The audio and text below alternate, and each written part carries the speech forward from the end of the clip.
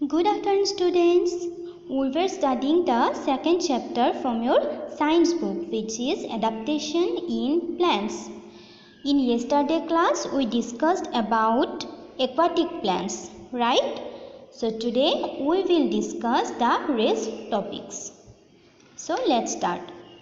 The terrestrial plants. The plants that grow on land are called terrestrial plants. What is terrestrial plants? The plants that grow on land. Okay? Terrestrial plants grow on land. They are of different types depending upon the type of soil and climate they grow in.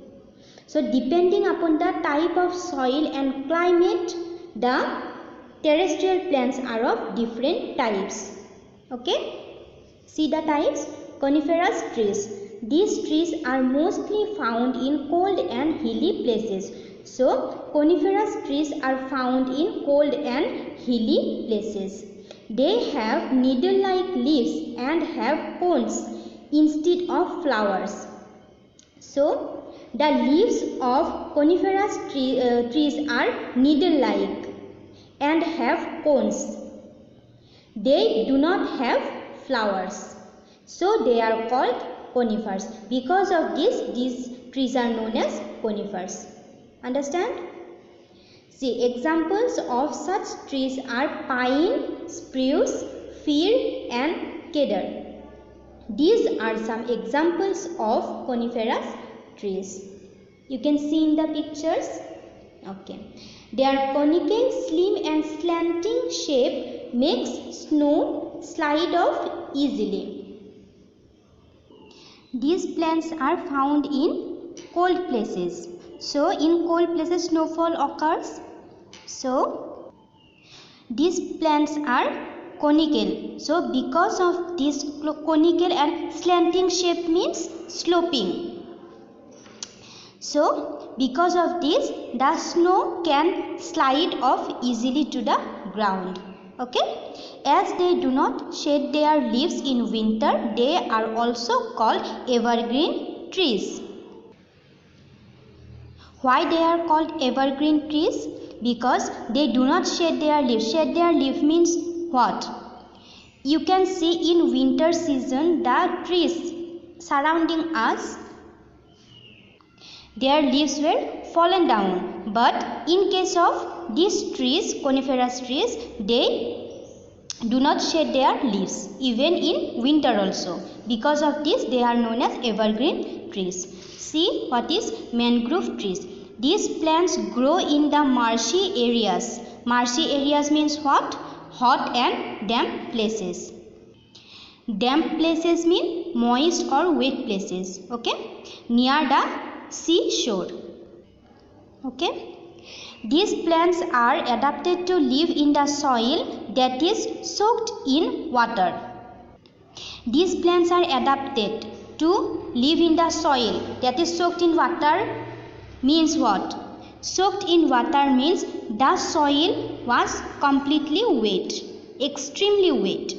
Okay, these plants have roots that grow above the soil. So, the roots of these plants grow above the soil. Since the soil is sticky, clayey and full of water, the roots do not get enough air to breathe. Because of extreme wet or extreme clayey soil, the roots do not get enough air to breathe. Okay, because of this, these plants have roots that grow above the soil. Understand?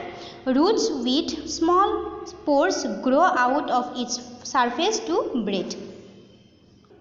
So, to breathe, roots with small pores grow out of its surface. These roots are called breathing roots. The roots which are involved in breathing, okay, that are known as breathing roots. Some examples of mangrove trees are red mangrove apple, buttonwood, etc. Turn the page. See another example or another type of terrestrial plants, evergreen trees. these plants do not shed their leaves throughout the year. So we have already discussed about shedding of leaves, right? So they remain evergreen. Some examples of evergreen trees are spruce, pine and cedar. We already discussed it. These plants need plenty of water and sunlight. So evergreen trees needs plenty of water and sunlight. See, next is deciduous trees. These trees shed their leaves once a year, most commonly during autumn. So deciduous trees shed their leaves once a year. In a year they shed their leaves for one time. Okay, when it occurs, when it happens, most commonly during autumn. These trees are found in areas with warm, moist summers and mild winters.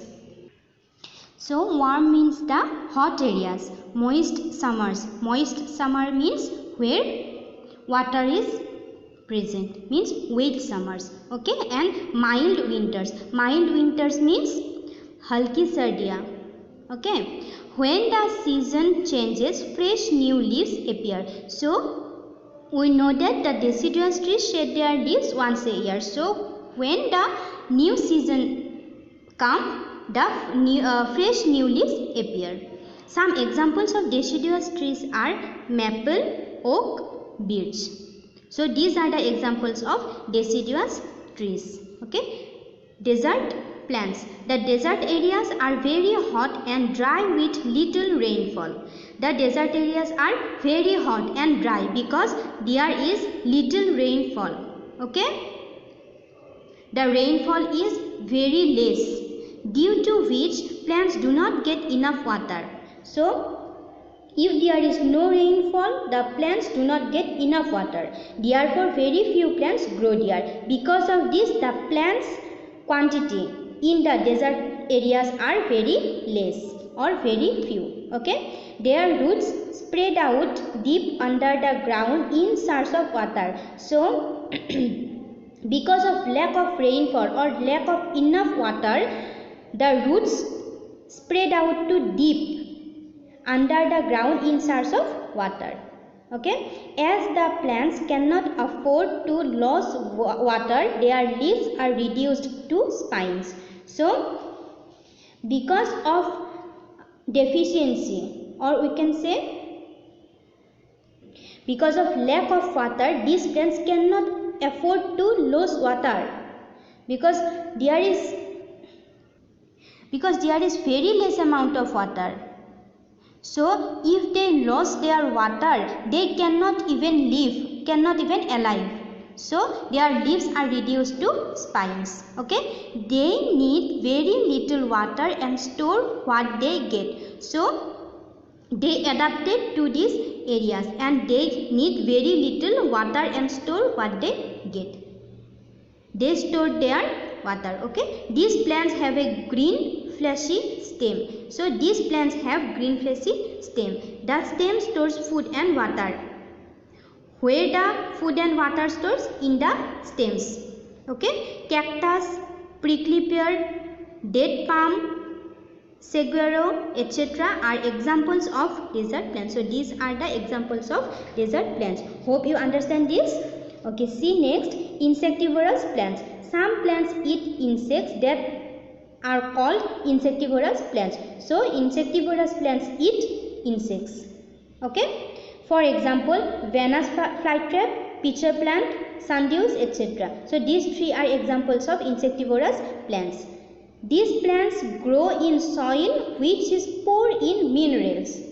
So the insectivorous plants grow in soil, the soil which is poor in numerals or minerals, numerals not minerals, or where minerals quantity is less. Okay, they eat insects to get enough nutrition. Because of lack of minerals in the soil, they eat insects to get enough nutrition. The leaves of the Venus flytrap plants are like a trap. Trap means they give insects a surprise attack. Okay, they can snap shut when an insect sits on them.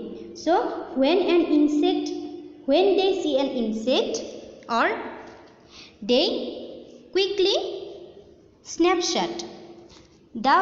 These plants, insectivorous plants or venomous flytrap, have entry option, but they do not have exit option. Once an insect go inside these plants, the insects cannot exit or cannot come outside. Understand? The hollow leaves of the pitcher plants are filled with nectar which attracts the insects. So the leaves of pitcher plants are hollow, and these leaves are filled with nectar, and this behavior attracts the insects towards themselves. When insect land on the smooth and slippery wall of the pitcher plant, it slips and falls into the liquid. So because of the smoothy and slippery wall of pitcher plants, once an insect sits on that plants, they falls into the liquid. Its nutrients are slowly absorbed by the plants, and the nutrients from that insects are slowly absorbed by plants. Understand? So see next page. Plants of the grass family. Cereals like wheat, maize and rice belong to the grass family. So this is the cereals like wheat, maize, rice are included in the grass family. These plants are useful to us in many ways. These are very important, very useful for each and everyone. They provide food to human being and themselves. So these provide food to human being and animals. Okay, the grass like bamboo is used to make paper. So we know paper is made by bamboo, which is used by us, right or not? Paper was first made by the people of Egypt from a grass called papyrus. So paper was first made by people of Egypt. From where? From a grass called papyrus. Okay, you have to remember this. Paper got its name from this grass. So from papyrus it named as paper. Okay, bamboo, a giant grass. It is used to make baskets, mats, decorative items, musical instruments, etc. So bamboo is used in different ways. What are the uses? To make baskets, mats, decorative items, musical instruments, etc. Okay, this giant grass means they has stems attains a height of 3 to 4 feet. Okay, giant bamboos are the largest in grass family. Okay, dried grasses are used as packing materials. So this is the use of dried grass. Dried grass are used as packing materials. Grasses conserve the soil as they hold the soil with their roots and prevent soil erosion. So grasses are very important because they conserve the soil and hold the soil with their roots and prevent soil erosion. Grasses prevent soil erosion. Okay. Fact to know: insectivorous plants are green and can carry out photosynthesis. Insectivorous plants are green. Because of this, they can carry out photosynthesis. Okay. The world's tallest trees are the redwood trees of California. Okay.